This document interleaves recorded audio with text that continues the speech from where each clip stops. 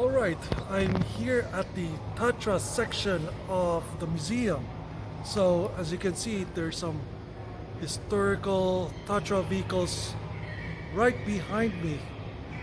So I'm just gonna do some quick run through on these cars. Of course, I'm not gonna cover any cars that are like this little thing right here. That's a race car. And some of the cars that are not familiar too much like that, maybe I'll cover that, of course. So let's get it on. So this is one of the first Tatras that was made. That is a street legal car, of course. This came first, of course, but this is the T97 1938. It's way beyond my encyclopedic knowledge on this car, but Tatra is a pioneer car company that produces mostly rear-engined sedans, basically. As you can see, this is a rear-engine sedan. I think they're made in Czech Republic. This, seeing the flag over there, and nowadays Tatra is not known by building passenger cars anymore. They're mostly well known now as truck manufacturer. I don't know if they still exist, but yeah. So this is the T97 1938. I'm not gonna go deep too much on this because this car is just too old for my knowledge already. I mean, I'm just gonna show it to you out of respect to the car, because this is one of the pioneer vehicles within the Tatra history. And then there's another one that followed this red car, is this blue one. It says Tatra Plan. There you go. It's also a rear engine car, just like the Beatles and whatsoever. This is the T600 Tatra 1950. As you can see, let me just freeze the video if you want to read it. And as you can see, this was right-hand drive and this one is left-hand drive. And this is barely outside my encyclopedic knowledge on cars, but yeah. And I think this one pops out, I think, for turn signal. It gives a sign right there. But I like the design of the gauges, so classical. It's like Batman animated series. And I think this is a column shift manual transmission. Yep, column shift manual, just like the L300s in the Philippines. And there's a clock, then there's a gauge right there. It looks pretty spacious at the back. It's a luxury car anyway, so the engine is of course traditionally at the back, and as you can see here, why be normal? That's a good quote. And it has the original Washington plates. It's pretty cool. Oh, this is a US version. Oh wow. As you can see, the license plate is 1950. So it's a real unmolested, unrestored example. Thumbs up, I like that. I always pay attention on cars that's being used somewhat every day. So you can see some wear areas on the seats. Man, this car is priceless overall. Better not touch it. So following this model, the T600 is now the very popular car if you're really that deep into cars.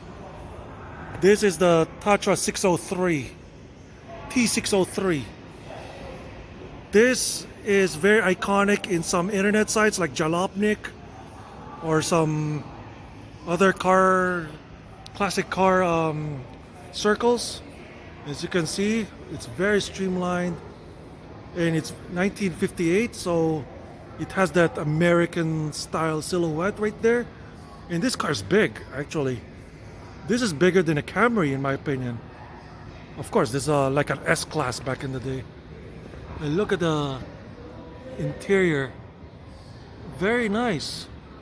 Although the stereo is out of place, yet for some reason, look at how curved that Blaupunkt head unit is. As if it's made specifically for this car. And there's a bear. There's a bear over there. That's very interesting. And let me just give you guys notes. Just freeze the video if you want to read about it. And there's the rear engine right there. It's a V8 rear engine. So they beat Porsche already on that one. But of course, this is a luxury car. It's a luxurious car from the Czech Republic, Czechoslovakia or something. I apologize if I pronounced it wrong. But yeah, look at that 603. That's a nice ass. Man, I respect cars like this.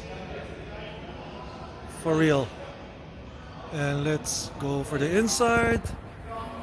It's very nice, well appointed such interior, and then very American inspired interior right here. I like the gauges on this thing. See, it's very nice. That stereo really, that Blaupunkt head unit, man, it's curved like the interior itself. I don't know if this car lasted long. And then of course, that's why it's well known. See, look at that. It has the Deutsch European plates right there. And then next is this one.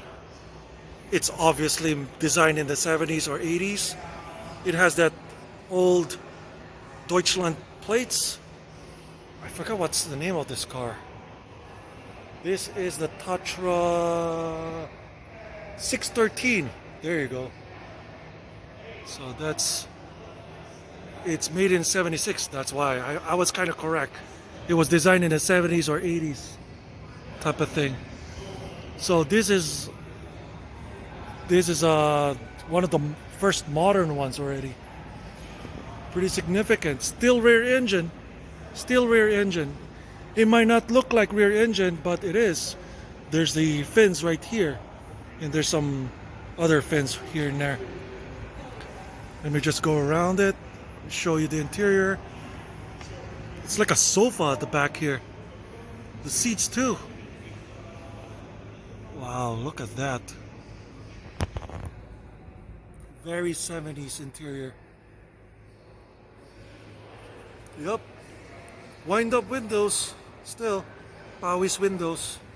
And Powis mirrors too, but these side mirrors are small for the car this big. And this is like the S-Class already, size-wise. I think this is bigger than the S-Class at some degree. Wow. It's 613.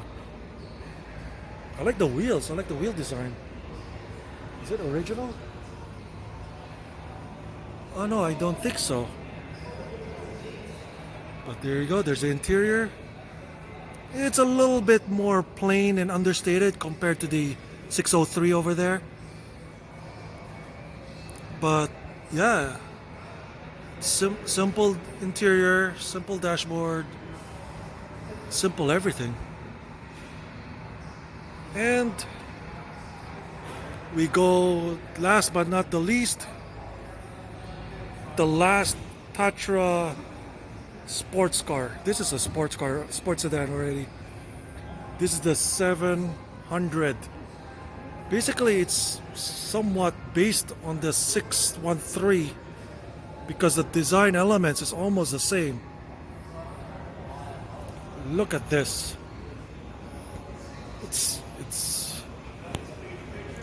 This car really has its sporting intention already because there's not many chrome. But my gosh, projector headlights too. The first time I saw this car was in a German magazine, Automata on Spot, Auto Catalog, back in the 95 and 96. They still have one Tatra car in the catalog. I need to buy that magazine again because my it was lost back in the Philippines. And there's the crest right there. The interior, the overall layout is similar to the 613, but of course they modernized it to the 90s standard. And then the dashboard reminisces a little bit too much on some British cars like the Rover or something like that. It has that atmosphere, and of course you can't get enough of the Tatra badge right there, the Tatra badge over there. But still, that's a one useless cup holder. Look how shallow that is. Wow. Good thing nothing spilled in there. But yeah, this bullet right here is, it's a V8. I think it's like, this is a 200 horsepower, I think. As you can see right here, this is a T700. It's basically their last hurrah on building a passenger car. Yeah, even the taillights is almost the same as a 613. There you go, such Republic pride right there. Bottom. As you can see, there's some scrapes here and there. It's been used. I think they got that in Europe before the museum bought this car itself. But yeah, very significant. That's nice. They put an adapter right there for the license plate. Yeah, the silhouette is similar to the 613 and the 700. And if I take them a little bit side by side, yeah, it's same silhouette. This is so 80s, 90s right here. Some door guards. In Clifford, in the Philippines, that's very popular. Clifford. Very nice, very, very nice. And just to tell you, all of these Tatras are rear-engined, rear drive. So they beat Porsche when it becomes the rear engine, and I think this is V8. I think that's why it's 4 point something. And then, yeah, that's the Tatra. I have little knowledge to this car company, but for a Filipino, I'm impressed. I think I'm one of the only few Filipinos who knows about these cars. But yeah, alrighty. This is the Motocompo scooter, 50cc folding scooter. You might see this scooter when Jason Torchitsky rode it around the roads in Nashville. And as you can see, there's some missing components here. Usually this is covered, usually. Folding scooter is usually an optional, you can buy this separately back in the day, but you can option this along when you buy the Honda City, not the Philippine City, not the Type Z, which is this is the original Honda City Turbo. There's also the Bulldog looking Turbo 2, and you can buy this Motocompo along with this Honda City. And let me give you some literature right there. Pause it if you want to read it. And this is the Honda City version 1. So the Honda City back then, not like the City that we know throughout the world, that is a sedan version of the Honda Fit or Jazz, wherever you coming from. Sa mga Pilipino out there, yung City na lumabas noong 95, 96, that's not the pinakaunang City. Ito, isa sa pinakaunang Honda City na nilabas ng Honda. Tingnan mo, hatchback siya. Mas maliit siya compared sa Civic, pero mas matangkad siya kaysa sa Civic dahil as you can see right here, it has a taller greenhouse. And this is the second to the top of the line turbo model. There's a Turbo 2 version. Basically, they kind of copied the naming thing to the Renault 5 Turbo rear-wheel drive model.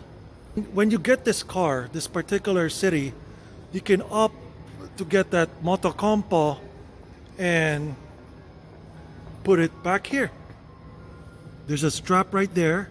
I think when they got this city turbo, I think came with a scooter already. That's why there's some straps right here. It's hard for you to see, for me to see also, that this city has came with a optional motocompo kit scooter at the back. So just in case if you had a hard time parking this car, you finally get a spot, but the venue that you want to go to is like a kilometer away. That's where the scooter comes in handy.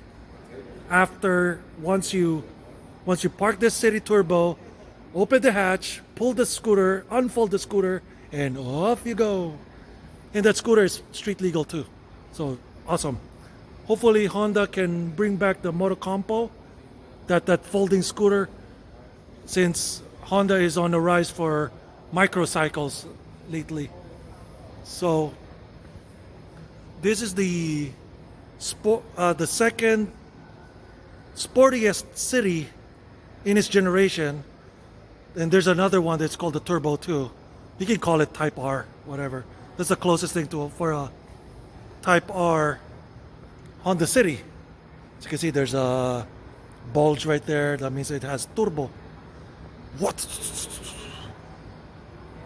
And on to the next car.